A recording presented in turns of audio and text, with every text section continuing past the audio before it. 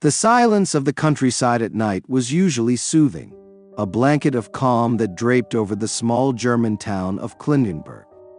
But on a cold evening in 1976, the stillness was shattered by a sound that seemed to come from another world, a scream that echoed through the Michel family farmhouse, carrying a primal agony that was neither human nor animal. Neighbors spoke of it for years afterward, a scream so piercing that it seemed to ignite the very air, leaving behind an eerie, almost tangible silence in its wake. Inside the home, 23-year-old Anneliese Michel sat curled in a corner, her frail body trembling as she clutched a rosary with knuckles turned white. Her parents stood helpless, their faces etched with fear and exhaustion. What could reduce a once vivacious young woman to this hollow, tormented figure? The villagers whispered of possession, of evil spirits that had taken root in Anneliese's soul. The local priest, Father Ernst Ulf, had seen the signs, dark forces beyond human understanding. The Michel family had exhausted every earthly option. Doctors, psychiatrists, and medication had all failed to explain her violent fits, her guttural growls, or the way her voice would shift into tones that didn't belong to her. As the church prepared for what would become one of the most controversial exorcisms in history, the question hung in the air like a thick fog. Was this a battle for Anneliese's soul, or had something far darker already claimed it? The Michel family's life had always been rooted in faith. Living in a modest home in Klingenberg, Bavaria, Joseph and Anna Michel raised their daughters with deep devotion to Catholicism. Anneliese, the second eldest, was a bright, kind-hearted girl with a radiant smile and a passion for music. Her teachers praised her for her intelligence, and her friends admired her unwavering loyalty. But everything began to change when Anneliese turned 16. It started subtly. She would complain of a weight pressing down on her chest at night, an invisible force that pinned her to the bed. At first, the family dismissed it as a nightmare, a harmless occurrence. Then came the seizures. Violent, uncontrollable, and terrifying to witness, they left her body rigid and her face twisted in pain. Doctors diagnosed her with epilepsy, prescribing medications and therapy, but Anneliese's condition only worsened. She started hearing voices, whispers at first, but soon they grew louder, shouting obscenities and commands for her to harm herself. Her once joyful demeanor gave way to a sullen, withdrawn state. She stopped attending school, too ashamed and frightened to face the outside world. By the time she turned 20, Anneliese's condition had spiraled into something no one could explain. She spoke of seeing grotesque faces, twisted and demonic, leering at her from the shadows. She refused to eat, claiming that the food was tainted by demons.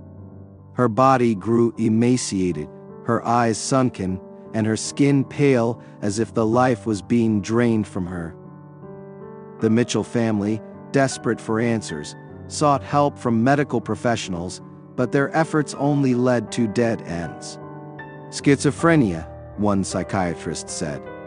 A severe psychosis. But the medications didn't work. If anything, they seemed to provoke more violent outbursts. Then came the turning point, an incident that shook the family to its core. During a prayer session at home, Anneliese suddenly dropped to her knees, her head snapping back unnaturally as she let out a guttural roar. Her voice, deep and guttural, shouted blasphemies and mocked the family's faith. It was a voice that didn't belong to her, one that seemed impossible to come from her slight frame. Father Ernst Ulf, a local priest who had heard of Anneliese's plight, was called to the house.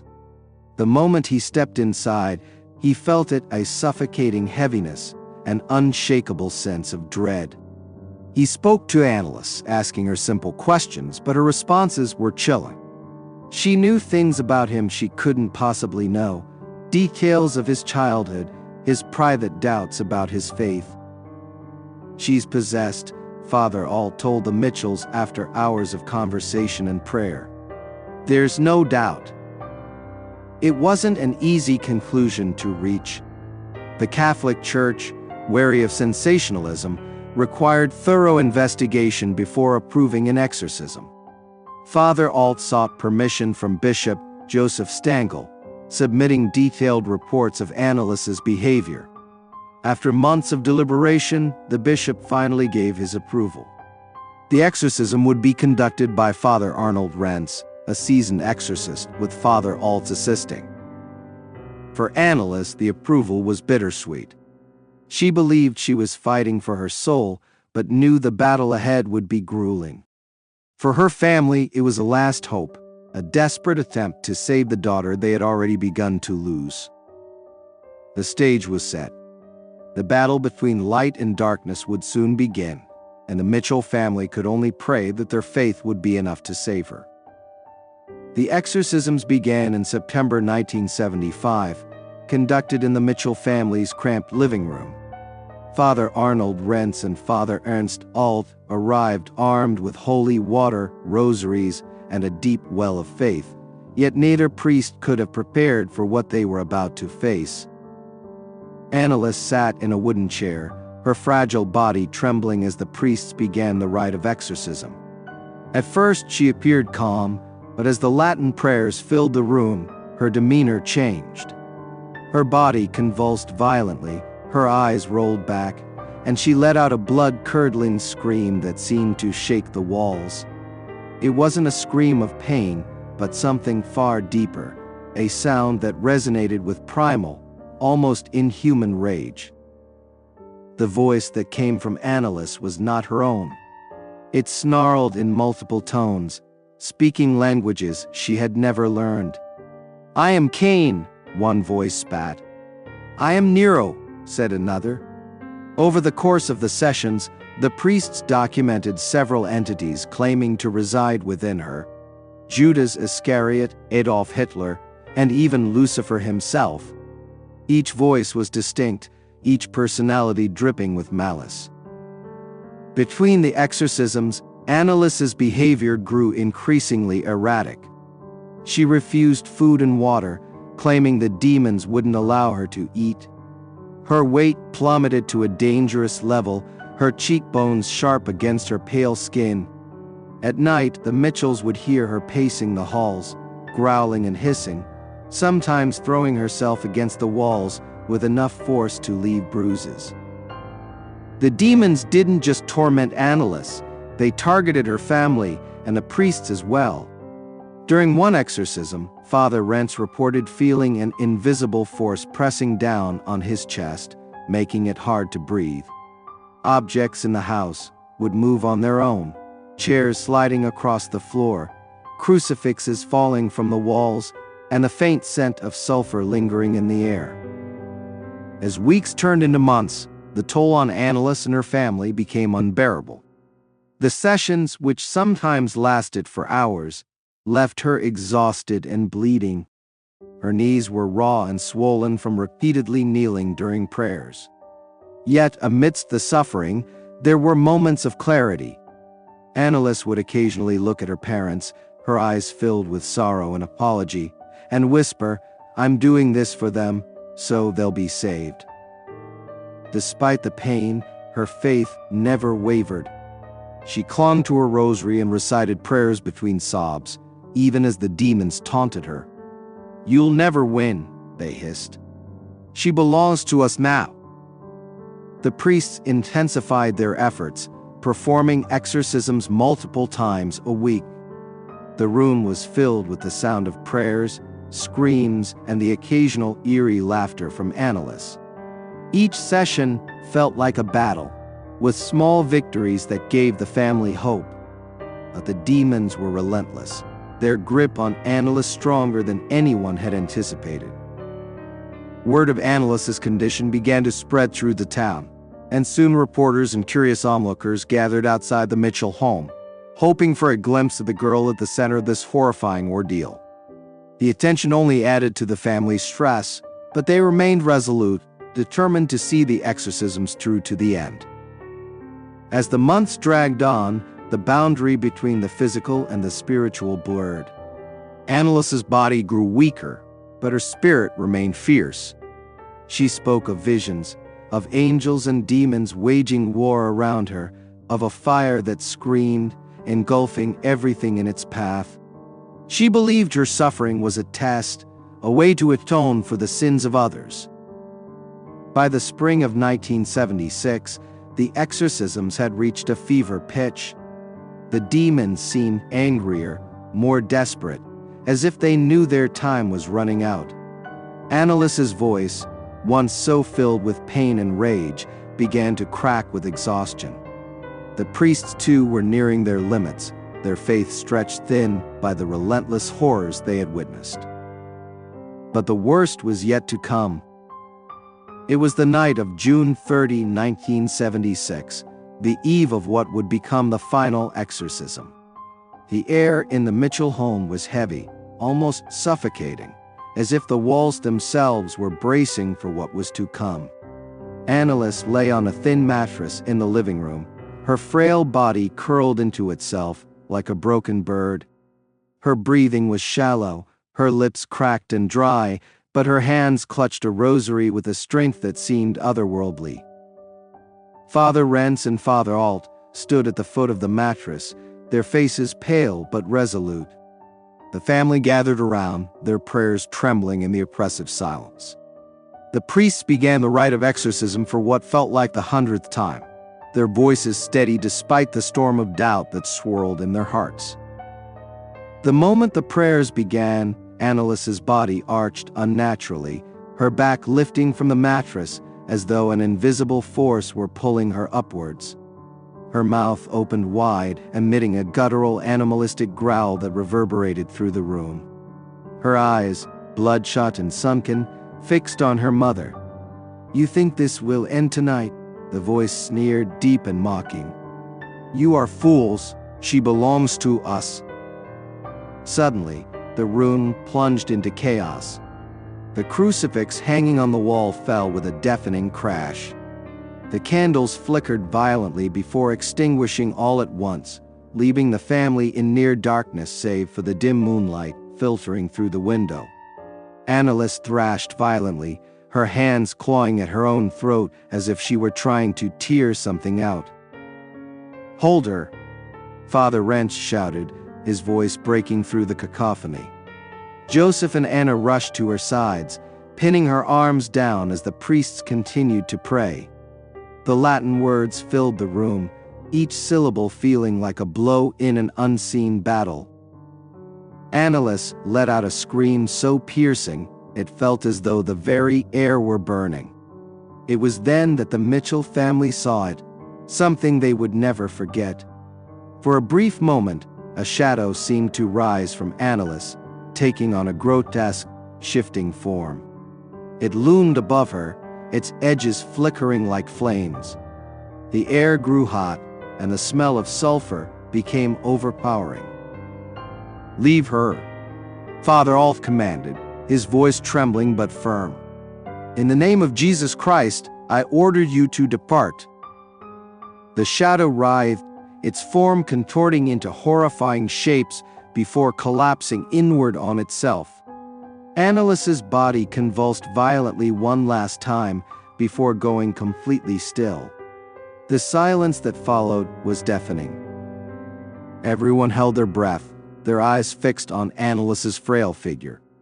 Slowly, she opened her eyes. For the first time in months, they were clear, not the haunted, feral gaze they had come to fear, but the soft, human eyes of the daughter they remembered. She looked at her mother and whispered, "Mama, it's over." But it wasn't over. Anneliese's final words that night were filled with calm but chilling certainty. "I have saved them, but I must go now." Her voice was steady, almost serene, as if she had made peace with the fate that awaited her. Hours later, as the sun rose over Klingenberg, Anneliese Michel took her last breath. Her body, ravaged by months of starvation and torment, could no longer endure. The demons may have been expelled, but the toll had been too great. The morning light filtered through the thin curtains of the Michel family's living room, casting long, quiet shadows on the floor.